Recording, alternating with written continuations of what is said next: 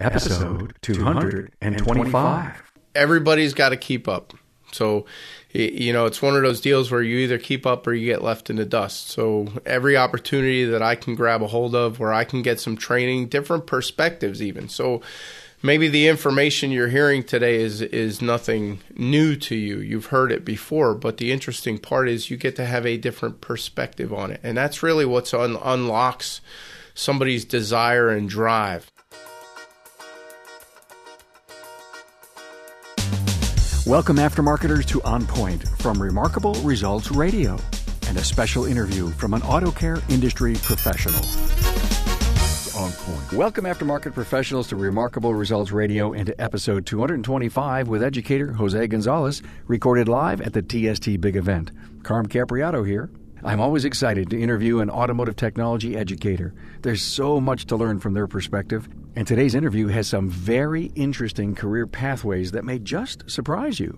This episode is made possible through the sponsorship of Federal Mogul Motor Parts. Search for parts, get the latest technical updates, and sign up for their new Garage Rewards loyalty program at their all-new website, fmmotorparts.com.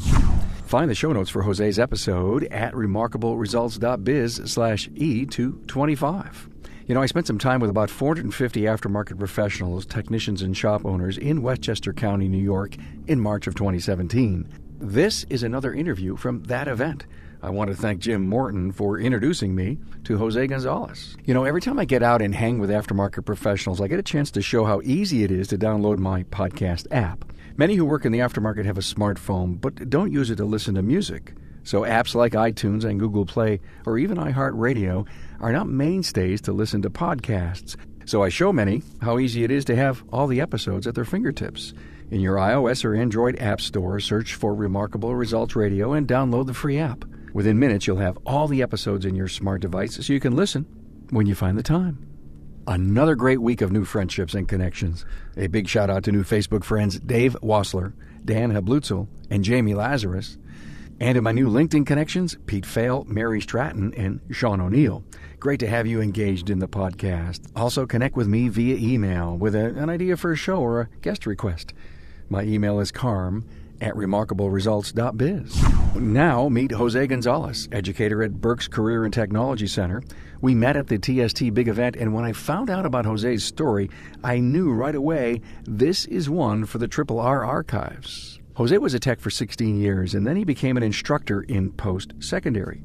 He completed his AAS degree in automotive technology, and then he went to secondary education to high school, and then he completed his bachelor's in business administration. Now, when you hear Jose tell this story, you'll realize he has a master plan, and his moves were calculated and determined. He has elevated his career and is preparing for even more opportunities in the future. Now, it's great to hear from another educator who is shaping our future technicians. Yet, as he says, there are challenges to get some students to move to post-secondary or to college level.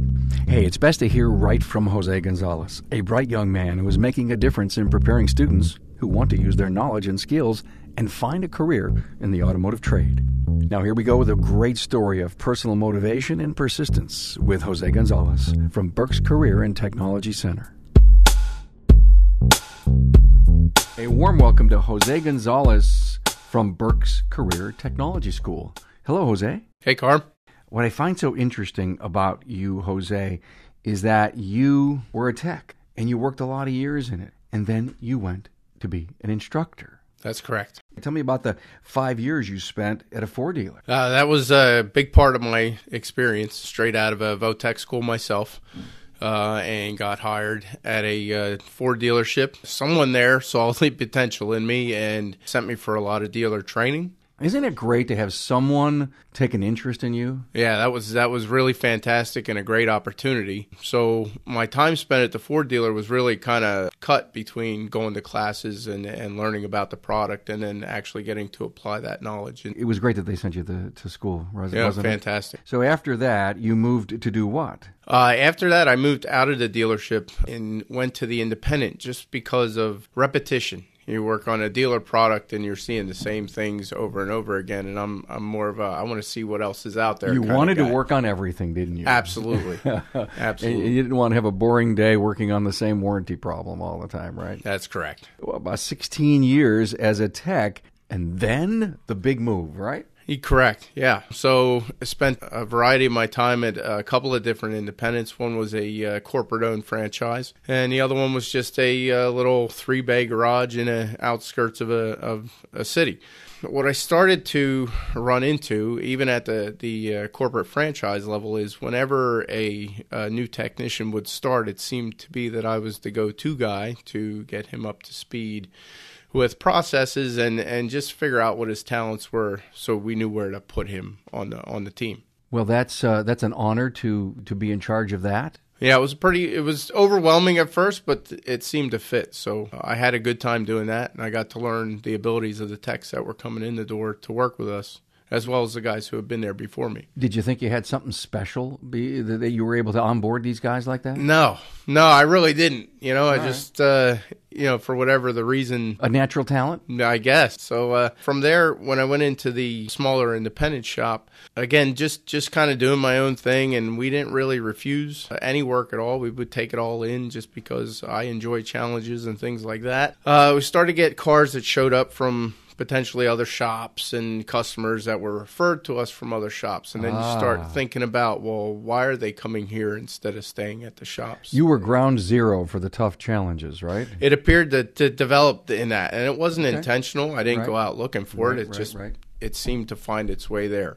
So I did that for a bunch of years, and then started to just think deeper about the industry and why am I getting these cars and they're not able to be fixed in other places. You didn't stop to think that you had this logical mind and you were a great study of the industry and you went to classes. Did you ever think that all of your investment was paying off? I mean, I really didn't. I never stopped to look at it that way. I just felt like that what I was doing, anybody else should have been able to do, and it just never explored that part of it. So my thought process led me to believe that the system that was producing the technicians that were coming into the workforce was not what it should be. And that's when I started to look at opportunities maybe that I could improve. That is a profound statement, that the system wasn't producing the technicians that needed to come into the industry. Wow. And so you did something about it. I did. I got my way into a post-secondary education system in a 2-campus school in Pennsylvania. And again, not having any teaching skills or any of that, spent a majority of my first couple of years there just learning how to convey the information that I had to the students that were sitting in front of me. That in itself was a process. Wow, but you committed to the challenge. Correct. And you ended up just loving teaching? I did, and people say it all the time, but it is more of a rewarding, fulfilling feeling sometimes than working on a cold piece of hardware. You get to see your customer's reaction when their car is fixed. That's good, but to see the reaction from a student when they are able to receive the knowledge that you've imparted and actually be able to use it and benefit from it, that's really where it's a payoff. The real warm feeling you get is to know that when that knowledge transferred and the student gets it, that's your reward? That's correct. Yeah. Did you ever work closely and mentor some young college-bound men and women to seek a really great career in this industry? Because not all of them, I know, that go to school. I was talking to an educator that says sometimes in the first freshman year, a lot of them drop out. They thought they wanted this. They didn't do anything in secondary school, so now they're in post-secondary, and it's a bigger challenge. Did you ever come across any of that? Yeah, absolutely. I think a lot of people that get into the automotive industry are in it just because they like the cars, Mm-hmm. Second reason is they have some sort of hands-on mechanical ability. They're not really sure what that is yet, but they know they have it. So in the post-secondary, I was working with a lot of students as part of being a Skills USA advisor. So I got to work very closely with a few individual students. And again, it comes down to the student having that drive or that want to be a part of a bigger organization, not just go to class and go home. These students would stay after and work on things. They just weren't students. Correct. They were in it for it was going to be their career. It was going to be their career. And you saw that in them. Yes. And as a teacher, what did you do to encourage them? Well, you do. There's a lot of encouragement that's necessary because this is really the industry is not as easy as everybody thinks it is. So there are failures, and you just have to kind of coach and mentor and get those students to understand that not everything is going to be easy, and you're going to have to work at it, practice. I'm talking to Bud Houston, a technical product specialist with Federal Mogul Motor Parts. Do you actually put products in the hands of the technicians? Yes, absolutely. Anytime there's new product introduced, perhaps a new problem solver or a new technology, we keep that stuff on the van just because their local parts supplier may not have it available, and we think it's important to show them what's coming. And then seeing the part is really, especially with the new OEX, seeing the part and touching the part is something that changes perspective rather than just a piece of paper with a picture of the part. Okay, so you put an OEX pad into the hand of a technician, and you've done this, I'm sure, hundreds of times. What do you see on their face when they see it? You can tell they get it. You know, in our industry, there's technology that we use all the time that you look at and you're like, that just doesn't make sense to me. I'm going to take your word that it works. You put an OEX brake pad in somebody's hand, and I just ask the question, why does this look so weird? And they're like, I bet it's to make it cool. They get it as soon as you put it in their hand. So technicians holding your product and listening to your presentation, do you ever see the light bulbs go up? They raise their hand and says, boy, I've got a great idea for you? Oh, yeah, absolutely. Not only does that happen, every time I'm with a group of guys, I solicit ideas. I'm like, listen, a lot of the stuff that I've shared with you originated in a bay somewhere where the technician said, you know what, if you could do this, it would be really cool. And so the stuff that I get, I send up, to our engineering team and say, hey, could we do something like this? And there's things in the works, and there's some things that came out recently that originated in, hey, if you could do this, it would be helpful. Because at the end of the day, I think Federal Mogul's known in every line to be a problem solver, and not just solving a problem, but making an installation easier as well. Federal Mogul Motor Parts' Garage Gurus is your go-to source for the vehicle training, technology, and answers you need to keep your next job on track. On-site, online, or on demand, the Gurus are here to help keep your business and your career on the road to success. Visit fmgarageguru.com. The students look up to you differently because you had done 16 years in the industry? That holds a little bit of weight. When you kind of introduce yourself at the beginning of a class, you give them a little bit of your background and things like that. But honestly, the thing I believe that triggers the excitement level in a student itself is when they can have success. So I can tell them how successful I've been till I'm blue in the face, but until they get to experience those successes for themselves, it doesn't really mean a whole lot. Great to hear that, and I'm sure there's so many other instructors that have had that same feeling and just love what they do. So after post-secondary, you made an interesting switch. I did. Again, I guess deficiencies. So beginning of classes, we try to get to know students. And one of the things that we always ask in post-secondary is how many of you guys have gone to your tech school as part of your high school? And you wait to see the hands that go up. And in the back of your mind, you're thinking, okay, these are the kids that have the core knowledge. We're going to be able to take them to the next level. And the reality of 10 years watching that core level of skills decline is what kind of put me again in search of what can I do to help bolster the system. And the logical choice was to go now, okay, where do they come from when they're coming to post-secondary, and go there and try to do something. So you went to secondary. Correct. And that's where you are now at Burke's Career Technology. Tell me a little bit about the school. How many school systems bring their students to your school? Right. So our school system consists of two campuses. We have a east and a west in the Berks County area, and we service 16 sending school districts. About how many are in your class? We run 2 sessions, an AM session and a PM session, and I'll have roughly 25 to 27 kids per session. Per session. So 50, maybe 54 students are going through, it is a 3-year program? 3-year program. So then we have an instructor that would take the students in their sophomore year and get them prepared for running them through the basics. And then, so you have an additional 12 or 13 students in that program that will then eventually get into mine. Working with your hands, skilled labor today. I mean, obviously you had this calling, and so does the industry. The industry has this calling for our future technicians. Do you realize that you're helping grow them? I do, and I hope that I'm doing a good job at developing those skills. Again, it's a very rare case where you will have a student that is ready to go directly to work out of a secondary institution. It's just the way the system is broken down.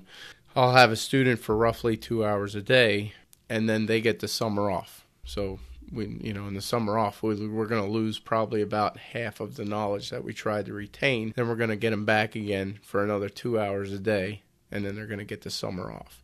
And then by that third year, we're expected to have them ready to go, ready to enter the industry.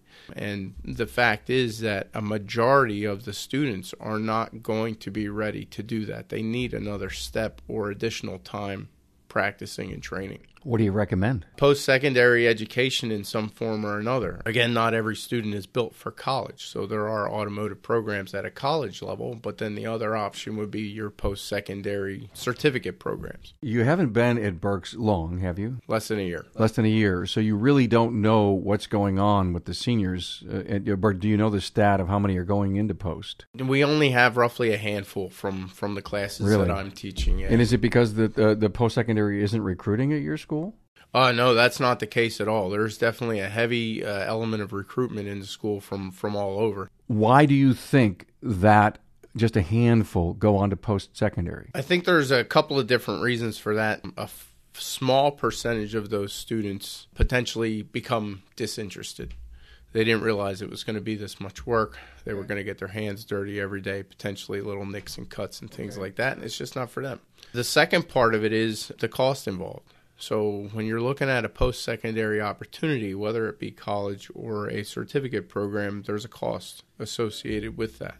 Because of the tools necessary. Some of it's tooling. I mean, everybody in the automotive industry knows that they've dumped a vast amount of money in their vast toolbox. Fortune. Yes, in their toolbox, which have become more and more like castles these days. But that's a part of it. But it's just the education itself, whether you're going to college for a 4-year degree or not. There's a dollar amount. It's the cost of education. Absolutely. And they may have thought about a career as a technician, but they probably didn't think that in order for me to really do something here, I need to really go to post-secondary. And it wasn't even in their thoughts, and then they're faced with the cost of college. I think the other thing we have to look at there is what is the payoff for them when they get done. If you look up labor stats and things like that, the amount per hour that an entry-level automotive technician can earn is unfortunately low compared to where they could earn money in different areas, or again, return on their investment. So do I leave the high school setting and go directly to work where I might be able to squeak out $9, $10, $11 an hour and kind of learn as I go? Or do I invest more money into education and potentially come out with maybe a $1 or $2 an hour higher pay rate? Yeah, there's so much talk in the industry about running better businesses, increasing labor rates so that the affordability factor for really high-quality technicians, everybody grows and makes money, and that's an evolution that I believe is starting to get movement. And you're right, it doesn't seem to be an attractive income-producing career, especially with what you have to learn. You're here at the big event. There's 460 technicians, shop owners, educators like you sitting in that room learning their craft. And it's impressive to see. Did you, when you entered this career, ever think that you were going to have to become a lifelong perpetual student?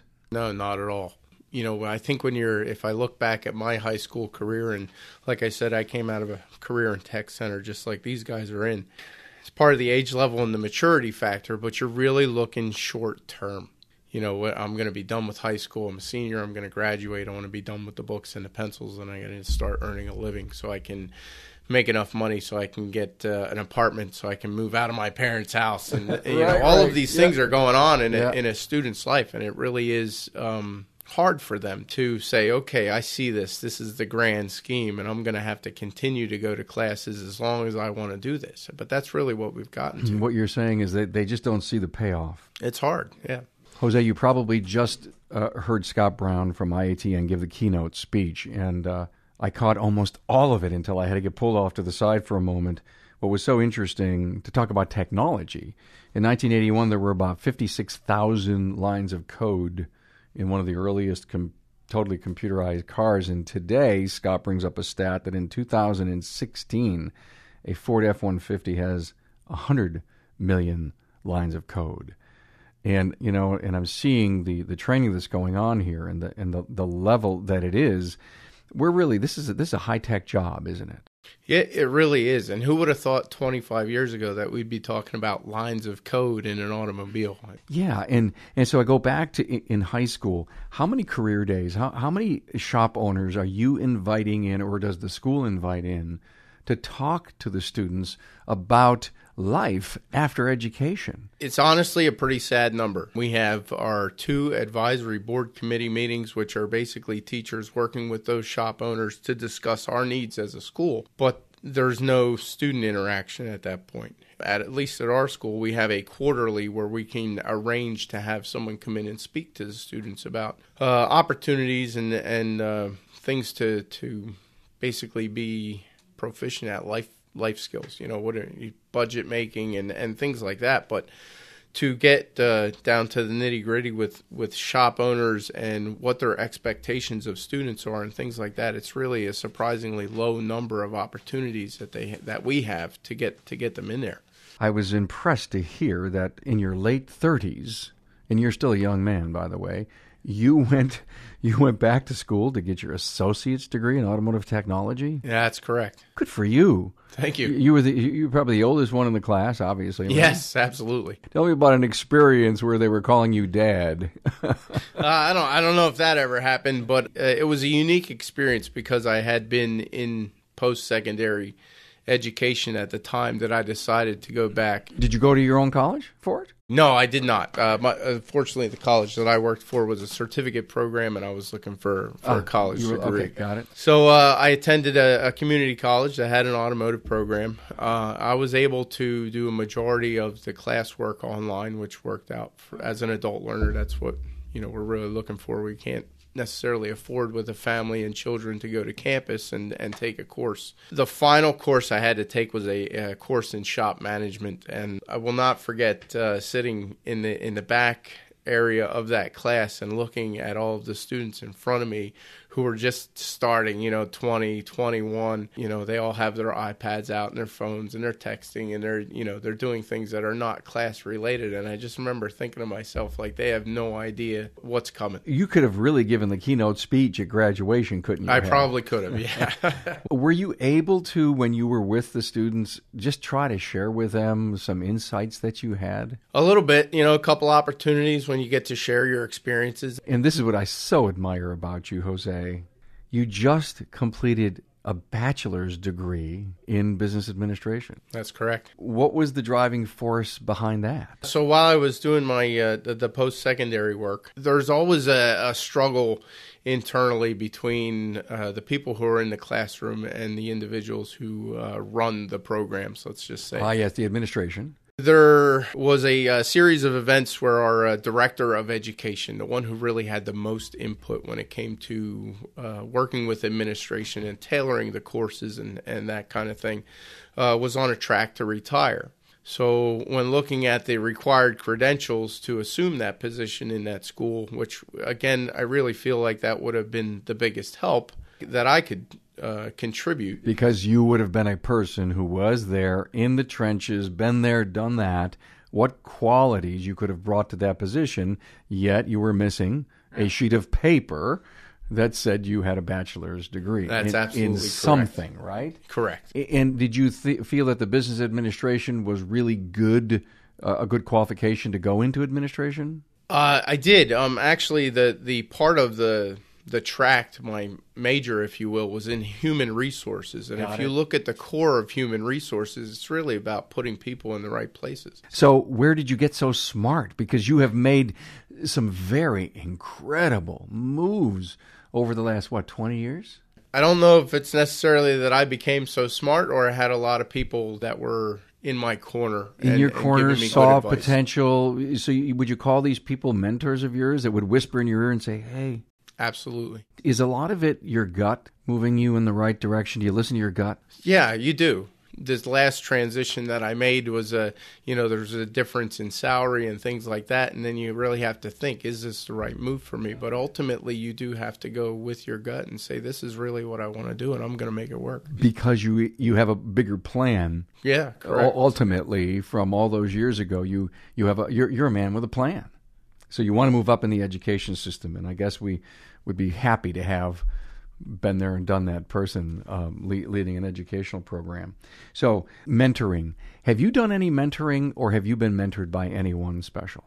Sure. I've been mentored by a couple of big names in automotive education, Jim Morton being one of those. I spent yes. Good old Jim Morton. 10 years in post-secondary. I was in the same institution that Jim Morton is currently. And of course, and Jim introduced us here today. And the second mentor that was the biggest driver of my college career would have been the director of education at that same institute. She was really an advocate for, you have more talent than you realize, and you need to do something bigger. And what's her name? Her name was Joan Kelly. Do you still talk to her? I do. We stay in contact. That's important. That's great. Besides that, it's family. If your family is on your side and they believe in you, and you come to them with this idea of what you want to be, what you want to become, and they support you, you can't measure that. Boy, isn't that important?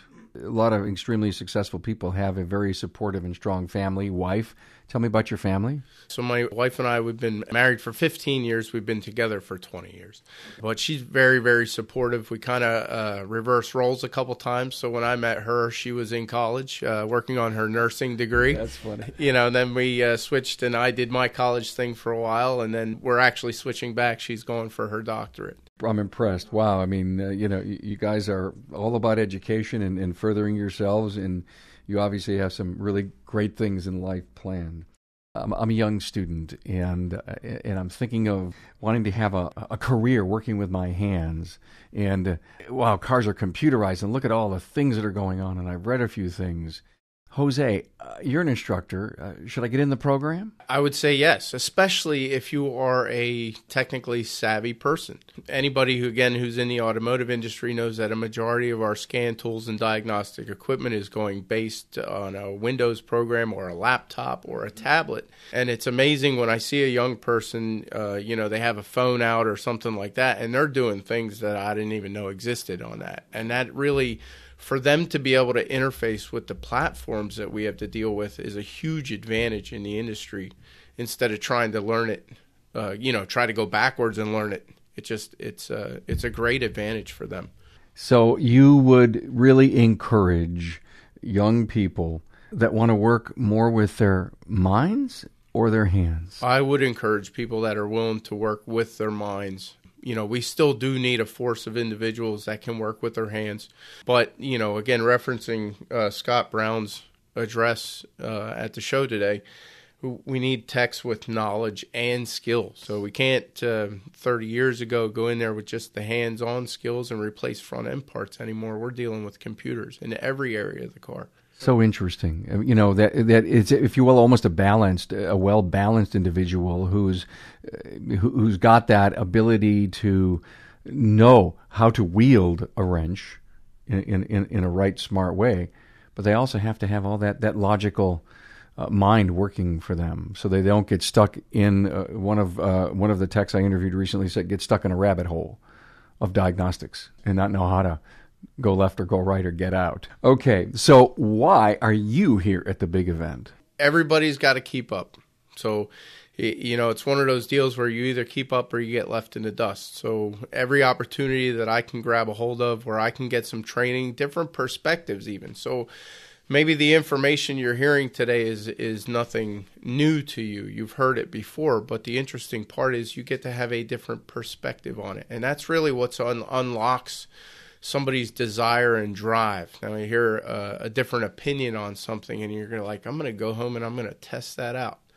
And that's really what keeps a technician sharp and up to date with what's going on in the vehicle is when they hear that information and they want to go try it out. Smart young man. Hey, what do you do for fun? What I do for fun is I'm an avid hunter and fisher. Right. So as soon as we get relief from the weather around here, you'll find me on the deck of a boat, probably trying to catch a few largemouth bass. Good for you. How fun is that? Well, I have to tell you, Jose Gonzales from Berks Career Technology School, what a refreshing interview. Thank you so much. I learned a lot, and it's great to have bright young people like you helping bring our youth into our industry. Thank you, Carm. Hey, Aftermarketers, thanks for joining Jose Gonzales and myself. Now, when you have big goals, see a need, and are determined to make a difference, you bring change to the world. Now, I thank Jose for this very open interview. Find Jose Gonzalez' show notes page at remarkableresults.biz/E225. Hey, please share this with your educator friends and all the young technicians and school-age men and women who want to work with their minds and hands to make a difference in our world of the automotive. Hey, and don't forget the training power of the Town Hall Academy replays. I've assembled all archived episodes on a new and special page on my website. I call it Learning. Find the new page on the menu bar or type remarkableresults.biz/learning. Now there you'll find the 2-day catalog of every forum and the hot topics we've covered so far. And don't forget we do it live every Friday at 12 noon Eastern with a new aftermarket topic that is sure to hit home. Learn from your peers and enjoy. You know, I love to hear from you. Any questions or comments, email me at carm@remarkableresults.biz or just head on over to the contact page on the website. You are an important reason I bring this library of interviews, this powerhouse of content. And I hope you're profiting from the wisdom and insights found in each episode. Hey, thanks for your support. Thanks for being on board to listen and learn from the premier automotive aftermarket podcast. Until next time,